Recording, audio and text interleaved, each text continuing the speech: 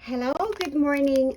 I am Beverly and I am independent distributor of the XN. I am going to show you how to make a spirulina cereal smoothie. Of course, a product of the XN. Now, what is the benefit? It is more than a benefit, especially for your tummy. So to cleanse your tummy, this is a very good recipe. Okay, so let me show you because we have a short time.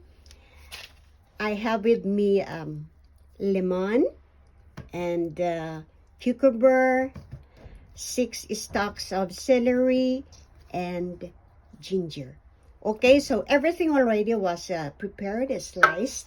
So all we have to do is, of course, mix it together in a blender.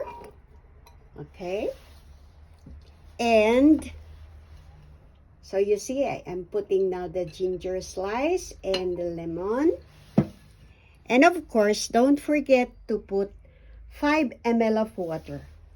Okay, just that. All right, and then just blend it.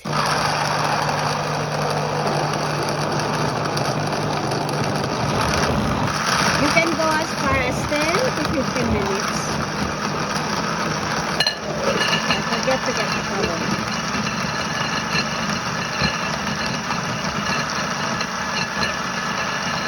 Alright? Then you can fasten so that it will smoothen and it will pioneer the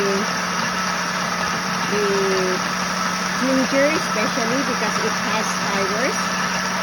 Okay, that's it.